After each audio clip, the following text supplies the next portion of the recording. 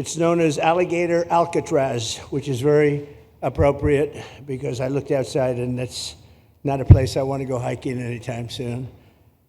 But very soon this facility will house some of the most menacing migrants, some of the most vicious people on the planet.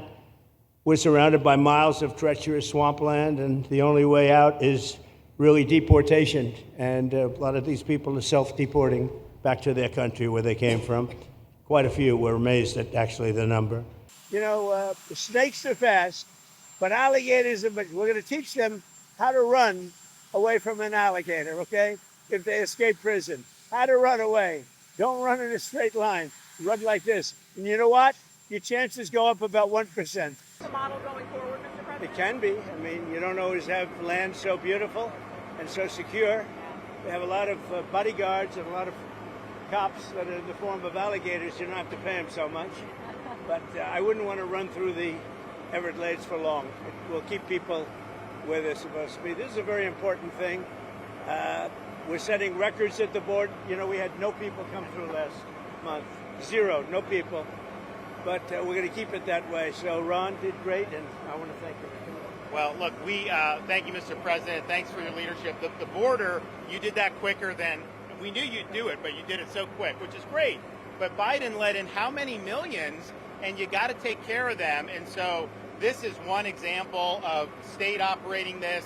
The feds are approving it, supporting it. We're also going to have 2,000 more at Camp Blanding, which is our National Guard site. And we're the only state in the country that mandates our state and locals, law enforcement, to cooperate with ICE. And it's made a huge difference. On any given day, Florida constitutes about 20% of all immigration arrests nationwide. And that's just because of the partnership that we have. So I think it's great that the president's here. What I would just say is, don't let Florida be the only state. We've got very red states that should be doing this just as much as Florida's doing. That will increase their numbers. And then what happens is you'll have a lot of people that will deport on their own because they don't want to end up in an Alligator Alcatraz or some of those other places. So I think this is a model, but we need other states to step up. Well, I'd like to just thank everybody for the incredible job they've done. I love the state. As you know, Ron and I have had a really great relationship for a long time. We had a little off period for a couple of days, but it didn't last long. It didn't last long, and a lot of respect for each other. And it's a great honor to be deep in Florida, the Florida Everglades, to open America's newest migrant detention center. It's incredibly built, and you're seeing that yourself. That's why I said, let the press join us on our walk so they can see what's happening. It's known as Alligator Alcatraz, which is very appropriate because I looked outside and that's not a place I want to go hiking anytime soon. But very soon this facility will house some of the most menacing migrants, some of the most vicious people on the planet. We're surrounded by miles of treacherous swampland, and the only way out is really deportation. And a lot of these people are self-deporting back to their country where they came from. Quite a few. We're amazed at actually the number. We took the FEMA money that Joe Biden allocated to pay for the free luxury hotel rooms, where he's paying hundreds of millions of dollars in New York City, and we used it to build this project. And Narana was just a little fraction of that money. The money they spent on that project, I happen to know the real estate developer. He's a he never really made that much, but he became very wealthy. With luxury, he didn't do well. With people that are not exactly luxury, he's made a fortune. I want to thank Florida Governor Ron DeSantis and Secretary of Homeland Security Kristi Noem, and Florida Attorney General James Uthmeier. Where is James? Where is he? You do a very good job. I hear good things. I hear good things about you from Ron too. No, you really do. He's even a good-looking guy. That guy's got a future, huh? Good job, James. I hear you did really, really fantastic. Worked hard. You're like in the construction business for a few days, right? Congratulations. For all the hard work and to make this facility possible. It's amazing.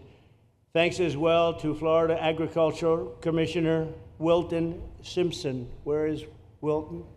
Where are you, Will? Hi, Wilton. Been a long time. Thank you. Congressman Byron Donalds. Where's Byron? Hi, Byron. How are you? Good. Florida Speaker of the House Daniel Perez. Daniel? Daniel, thank you, Daniel. Boy, you didn't want to sit up here with us, Daniel. Executive Director of the Florida Division of Emergency Management, Kevin Guthrie. Hi, Kevin. Good job. Acting Director of ICE, Todd Lyons. Todd, great job. And Senator Joe Gruters. He is a great guy. Where is Joe?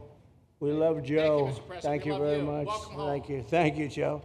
Joe is great. With the help of those incredible Border Patrol agents, we now have the lowest level of daily border crossings ever recorded. As you know, last month, the month of May, just got released 2 days ago, the number of illegal aliens into the United States was zero. Zero. Even I find that hard to believe. Somebody must have gotten in, I think. I don't know, but they say zero. And the people that count them are radical left Democrats. So when a radical left Democrat tells me it's zero, I believe him. But there's still much work to do. In the 4 years before I took office, Joe Biden allowed 21 million people, that's a minimum, I think it was much higher than that, illegal aliens to invade our country. He invaded our country just like a military would invade. It's tougher because they don't wear uniforms. You don't know who they are. More than the populations of New York City, Los Angeles, Chicago, Houston, Phoenix, and Philadelphia combined. That's what came into our country from prisons, from mental institutions, from street gangs, drug dealers. It's disgusting. This enormous country-destroying invasion has swamped communities nationwide with massive crime, crippling costs, and burdens far beyond what any nation could withstand. No nation could withstand what we did, and we're in the process of doing it, but we have some great people doing it now, and you see them up here with me. But it's, I'd call it like an unforced era. It's sort of like men and women sports. It's sort of like transgender for everybody. How could they have done this to our country? And we're never going to forget it. Last year, 15% of all the hotel rooms in New York City were used to house illegal aliens at costs that they never got for luxury. They never got this much for luxury people coming in from the wealthiest places on earth. They made more money with the illegal immigrants, with many rooms costing more than $300 a night, 6 times the rent of a typical American family. In Denver, Colorado, the city was forced to cut $10 million from its police and fire department budget as part of a $90 million plan to house illegal aliens. And it's a population that's growing and growing and destroying Denver and growing. And again, it's destroying Denver. And it's destroying many other cities, too. Likewise, one of the city's largest hospital system is drowning in unpaid medical bills, unpaid in the billions, after their emergency rooms were flooded with tens of thousands of illegals, leading to the closure of critical services. And these are really critical services. They can't even keep them open for American patients. The American patients were treated worse than any illegal immigrant. In Los Angeles, 1 in every 4 students in the public school system is from a household headed by an illegal, and most of them don't speak English, so they're in a school system, and they don't have interpreters, they don't have anything, they don't speak English. What a mess, what a mess. Unforced error, all these people allowed to come in. The United States is now spending $78 billion a year on translation. Okay, think of that, $78 billion a year on translation, and smaller numbers on special education programs for non-English speakers in our public schools. So $78 billion, I think that's not a mistake. I would say $1 million maybe, hundreds of thousands of dollars, $78 billion, Joe, on translators and non-English speaking work. Federal government, the Justice Department, it's more than twice the cost of maintaining the United States Justice Department, what we're spending on translation and other things to help.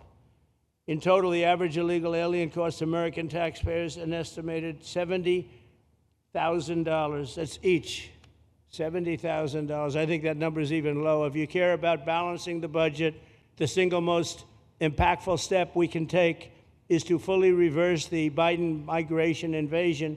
One of the worst invasions we've ever had. We've never had an invasion like this. We've had invasions, but we've taken care of them. We've never had an invasion like this, and it's with us. And we have some very bad people out there looking to do big harm. That's why the one big, beautiful bill includes funding for 3,000 new Border Patrol officers and 10,000 new ICE agents. And I've gotten to know the Border Patrol and ICE very well. Unlike Kamala, she was the border czar, but she never saw the border. She never made one phone call. She was some border czar. She would have been some president. Probably would have been slightly better than Biden, though. I had to run against both of them, you know? The one guy, it's like a fighter. You knock out the one guy who's doing badly, then they put somebody else in. But fortunately, she was a stiff also. Otherwise, I would have been very angry. I would have been extremely angry. The heroes of ICE will also help round up and remove members of the savage drug cartels which are coming back into our country. And we got them out. Now some of them came back in. We just got them out again. And that's going to be a vicious cycle. But these are foreign gangs. They're horrendous people, killers, that have infiltrated our territory, including 8 which we have designated as foreign terrorist organizations, which gives us a lot more power for speed and getting them out much easier. And we had a great court victory, as you know, on Friday that allows us to do what we have to do from the Supreme Court of the United States. In 5 months, my administration has already arrested over 2,700 members of the murderous Venezuelan gang known as Tren de Aragua, including a pack of these sadistic animals arrested last month with over 280 guns, and these are guns of the latest caliber. These are guns that were made over the last period of less than a year, getting brand new guns, the latest and the greatest. Every day, our brave law enforcement officers are hunting down and deporting migrant criminals who have committed heinous crimes, including more than 13,000 murderers, 11,888 to be exact, but I'd probably say the 13,000 is right also. Think of it, 11,888, and more than half of them, they committed more than one murder. So, Ron, many of them are out of here already, but it's still it's a hell of a number to be confronted with. Just this year, ICE agents in Miami have apprehended illegals with arrests for murder, kidnapping, rape, child sexual abuse, and arson, people of the worst order. We're getting these monsters out of the United States, out of Florida, out of all the places that they're in. And on January 20th, I signed an executive order empowering governors and state police to be deputized to enforce federal immigration laws. And Ron's already taken advantage of it. It's a tremendous advantage for the states. Most of them are doing it. Actually, the blue states tend not to do it. Even a couple of them have, though. And I want to express my tremendous thanks to the state of Florida for embracing this opportunity and being a true partner. They've worked so well with the federal government. It's been just a beautiful, beautiful partnership. So, Ron, I'd like to thank you personally. You are my friend, and you'll always be my friend. And we may have some skirmishes even in the future. I doubt it, but we'll always come back because we just we have blood that seems to match pretty well. We have a relationship that's been a very strong one for a long period of time, and I appreciate it, very much appreciate it. And also, Secretary Noem, I'd like to have you say a few words. You have been unbelievable, the job you've done. You and our favorite person, Tom Homan, have done, and your whole staff, because it's a lot of people, and Tom acknowledges it all the time. He respects you so much. He respects the staff that you both built. And you're really doing one of the great jobs. And it was great that you could work with Ron in Florida so well. Built such a great facility. So please say a few words. Thank you very much.